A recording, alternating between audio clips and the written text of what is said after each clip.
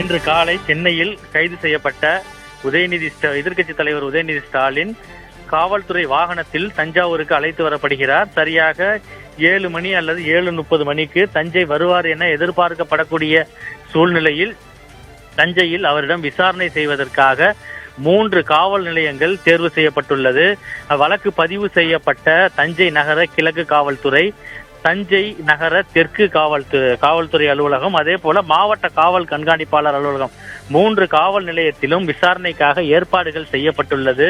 அது மட்டுமின்றி தஞ்சை, நாகை, அரியலூர் மாவட்ட எஸ்பிக்கள் தலைமையில் 500க்கும் மேற்பட்ட போலீசார், அதாவது தஞ்சை, நாகை, திருவாரூர், அரியலூர், புதுக்கோட்டை உள்ளிட்ட 7 மாவட்டங்களை சேர்ந்த போலீசார் தஞ்சை நகர் முழுவதும் பாதுகாப்பு பணியில் ஈடுபட்டு வருகிறார்கள். விசாரணை நடத்துவதாக கூறக்கூடிய தஞ்சை தெற்கு காவல் நிலையம் உள்ள சாலை முழுவதுமே தற்பொழுது போக்குவரத்து நிறுத்தப்பட்டுள்ளது. 100க்கும் மேற்பட்ட காவல்துறையினர் இந்த சாலையில் மட்டும் பாதுகாப்பு பணியில் ஈடுபட்டிருக்கிறார்கள். சாலையின் இருபுறங்களிலும் 3 அடுக்கு பாதுகாப்பு போடப்பட்டுள்ளது. அதாவது தஞ்சை மணிமண்டபம் இருக்கக்கூடிய பகுதியில் ஒரு பேரிகார்டு, அதற்கு பிறகும் காவல் நிலையம் அருகே ஒரு பேரிகார்டு, காவல் நிலைய வாசல் ஒரு பேரிகார்டு என 3 அடுக்கு பாதுகாப்பு போடப்பட்டுள்ளது.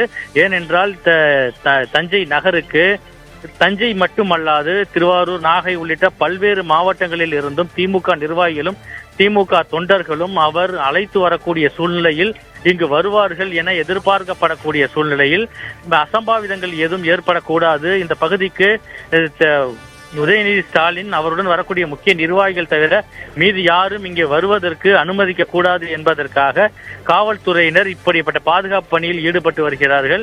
குறிப்பாக சொல்ல வேண்டும் என்றால் இங்கு விசாரணை செய்வதற்காக அவருக்கு சிறப்பு நாற்காலிகளும் இங்கு புதிதாக ஒரு 10 நாற்காலிகள் தஞ்சை தெற்கு காவல் நிலையத்திற்கு வரவழைக்கப்பட்டுள்ளது.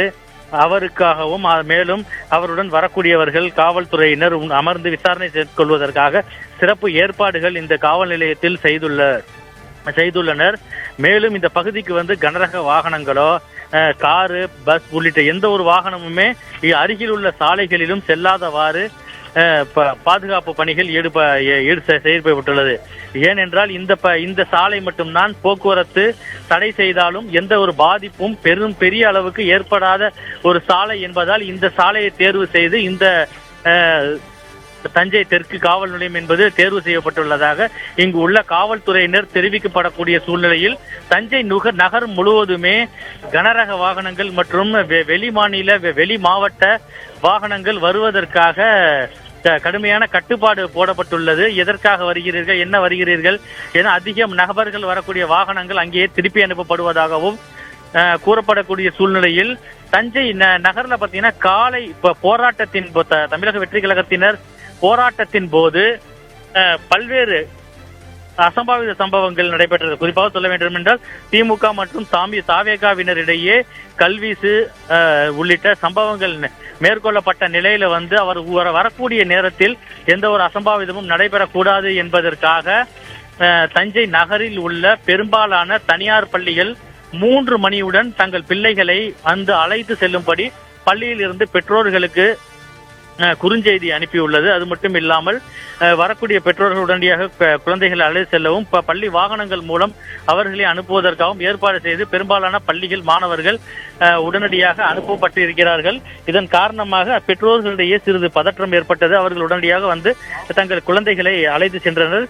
இப்படிப்பட்ட சூழ்நிலையில் தான் இந்த சாலையில் போக்குவரத்து மாற்றம் செய்யப்பட்டு தஞ்சை தெற்கு காவல் நிலையத்தில் விசாரணைக்காக முழு ஏற்பாடுகள் மேற்கொள்ளப்பட்டு வருகிறது. அப்படி விசாரணைக்கு பிறகு நீதிமன்றத்திற்கு அழைத்து செல்ல வேண்டும் என்றால் கூட அருகிலேயே தான் இங்கிருந்து ஒரு 1/2 கிலோமீட்டர் தொலைவில் தான் நீதிமன்றம் உள்ளது, தஞ்சையில் ஒருங்கிணைந்த நீதிமன்றம். அந்த நீதிமன்றத்திலும் ஏராளமான காவல்துறையினர் குவிக்கப்பட்டிருக்கிறார்கள்.